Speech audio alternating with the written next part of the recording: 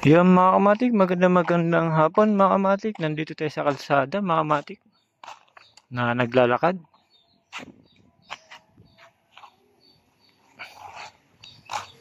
Akala ko mga kamatik itong umang makikita ko lang sa buhangin mga kamatik, pero may nakita ko dito. Umang galing sa kalsada. Ito po siya.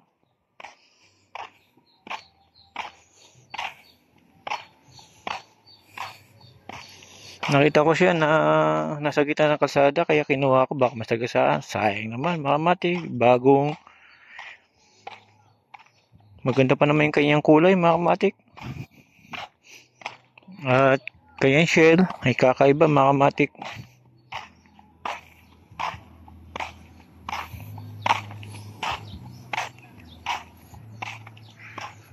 Gaya na sinabi ko mga kamatik, ang umang iba-iba ang shell mga kamatik, lalo na to, iba yung shell niya. Kulay orange na pagkaputi sa kanya mga kamatik ang kulay niya.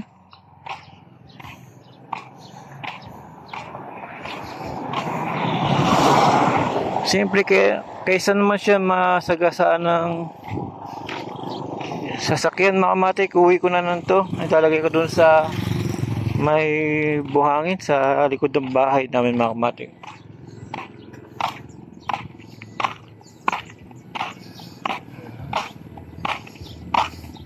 Nakaraan mga kamatik may nakita ko isa,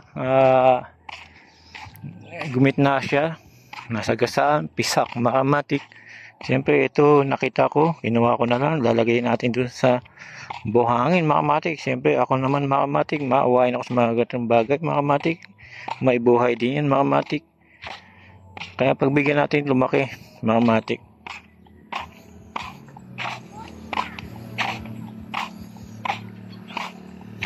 Yung mga kamatik ayaw niyang gumalaw.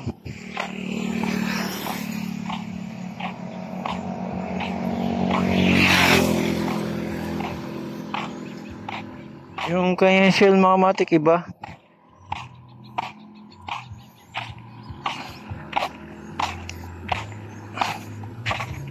Dahil ayaw niya gumalaw mga kamatik, mamaya tignan natin pagka nilagay natin sa buhangin mga kamatik, gagalaw to. Yan mga kamatik, hanggang dito na lang mga kamatik. Si Duka Matik, laging matik. Salamat mga kamatik.